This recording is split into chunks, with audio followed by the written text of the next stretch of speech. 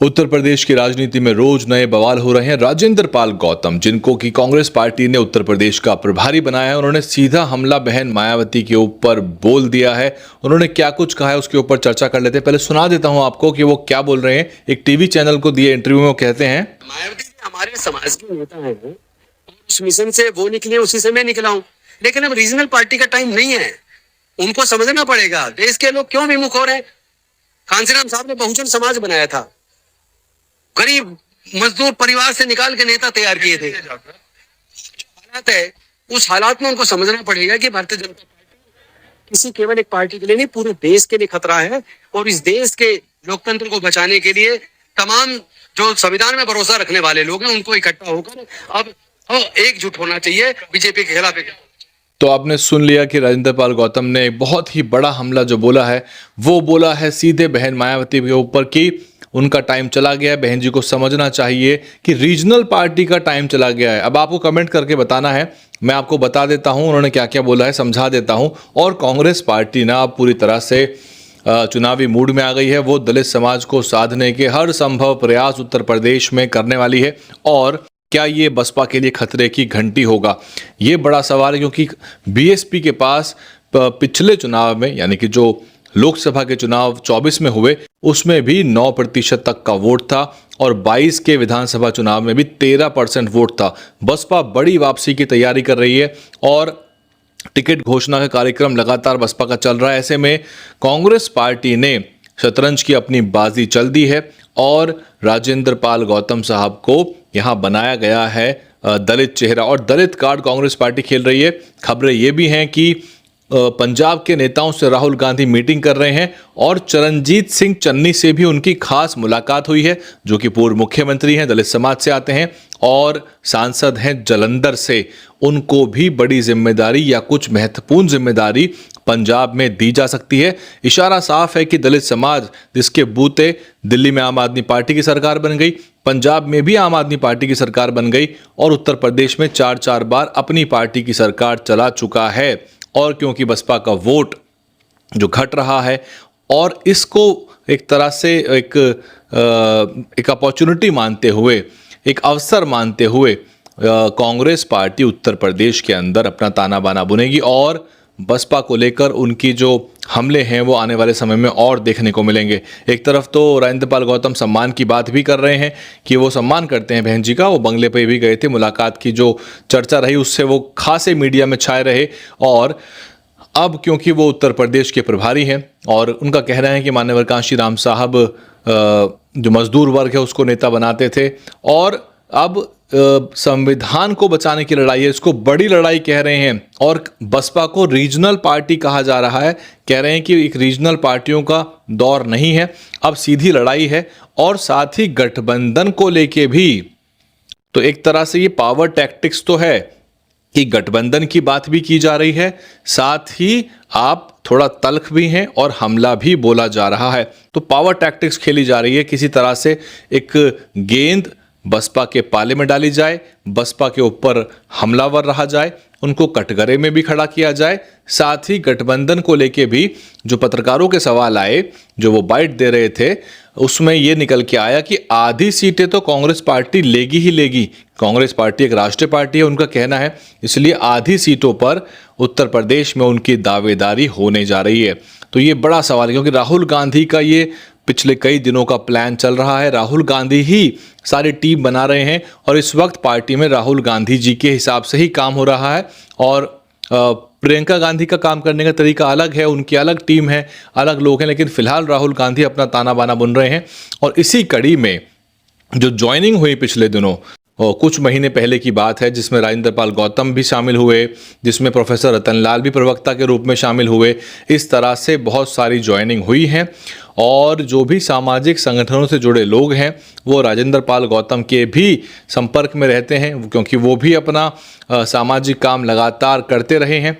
ऐसे में अब सवाल ये पैदा होता है कि बहुजन समाज पार्टी की तरफ से इसका क्या रिस्पॉन्स आएगा, बीएसपी इसको कैसे रिस्पॉन्ड करेगी। आप रिस्पॉन्ड कर सकते हैं, आपके पास कमेंट सेक्शन खुला हुआ है। फेसबुक पे देख रहे हो या यूट्यूब पे देख रहे हो, आप मुझे कमेंट करके बताइए जो बातें आपने सुनी राजेंद्र पाल गौतम जी की, और जो मैं आपको बता रहा हूं कि कांग्रेस की मंशा क्या है, उसको लेकर आप क्या सोचते हैं, किस तरह का रिस्पॉन्स बीएसपी से आएगा। क्या चिंतित होने की ज़रूरत है? क्या दलितों के वोट में सेंधमारी में कांग्रेस पार्टी सफल हो पाएगी? क्या कांग्रेस पार्टी दलितों के अंदर विश्वास जो है वो पैदा कर पाएगी? और क्या बीएसपी को इसके लिए कोई स्ट्रेटेजी तैयार करनी चाहिए? क्योंकि दलित वोटों को लेकर चारों तरफ से ही खींचातान उठापटक हो रही है। कोई सी पार्टी है ऐसी नहीं है जो कि दलित वोटों को इग्नोर कर रही हो, और बीएसपी अपना कोर वोट मान के चल रही है कि दलित हमारा कोर वोट है। तो क्या बसपा को भी आउटरीच शुरू करनी चाहिए? बसपा ने पिछले बार ब्राह्मण समुदाय को साधने के लिए प्रबुद्ध सम्मेलन किए थे। आपको याद होगा, मंडलवार कार्यक्रम लगे, बड़े कार्यक्रम लगे। सतीश चंद्र मिश्रा और उनके पुत्र को हेलीकॉप्टर दिया गया, करोड़ों रुपए खर्च भी हो गए, लेकिन प्रबुद्ध सम्मेलन का बसपा को पिछली बार कोई फायदा नहीं हुआ था। इस बार भी बसपा के मंच से शंख बज रहे हैं और शंखनाद हो रहा है। राजनीति के लिहाज से तो ये ठीक है कि आप साध रहे हैं, साधने के प्रयास कर रहे हैं, और राजनीति में सबका सम्मान और स्वागत होता है, लेकिन क्या आपके कोर वोट बैंक को भी साधने के प्रयास होने चाहिए? ये बड़ा सवाल है, क्योंकि दलित बाहुल्य आरक्षित सीटों पे भी बसपा को बहुत जगह पर वोट नहीं मिल रहा है, सपा या भाजपा को मिल रहा है, और बहुत सीटों पर ऐसा हुआ है। मैं हस्तिनापुर का एग्जाम्पल देता हूं, क्योंकि हस्तिनापुर सबसे ज़्यादा स्ट्रॉन्ग एग्जाम्पल है, जहां सपा को 1 लाख, भाजपा को 1 लाख से ज़्यादा मिली, भाजपा जीत गई, बसपा को 14,000 वोट मिलती हैं। ये हस्तिनापुर आरक्षित सीट की मैं बात कर रहा हूं, जो कि मेरठ जिले के अंदर आती है। ये स्थिति कई जगह पर रही थी, जहां पे दलित बाहुल्य सीटों पर भी बसपा को वोट कम मिला और वोट सपा और भाजपा की तरफ गया। ये बसपा के लोग जानते होंगे, डेटा का एनालिसिस बहुत ईमानदारी से करना चाहिए। डेटा को झाड़ू से कालीन के नीचे नहीं धकेलना चाहिए। इंग्लिश में कहते भी हैं, do not sweep dust under the carpet, यानी कि आप उसको इग्नोर नहीं कर सकते। डेटा आपको वास्तविक स्थिति बताएगा, उसके आधार पे आप अपनी रणनीति बेहतर कर सकते हैं और बेहतर चुनाव परिणाम ला सकते हैं। बहरहाल, कांग्रेस पार्टी आने वाले समय में दलित वोटों को लेकर और भी प्रयास करेगी, और राजेंद्र पाल गौतम क्योंकि एक सक्रिय नेता के रूप में आम आदमी पार्टी में भी काफ़ी दौड़े उत्तर प्रदेश के अंदर, और अब क्योंकि उनके पास तो कांग्रेस का मंच है, कांग्रेस का बैनर और झंडा है, और कांग्रेस पार्टी के वो नेता हैं, तो अब वो और भी ज़्यादा ताकत से कांग्रेस पार्टी के लिए दलितों को अपने पक्ष में लाने के प्रयास करेंगे।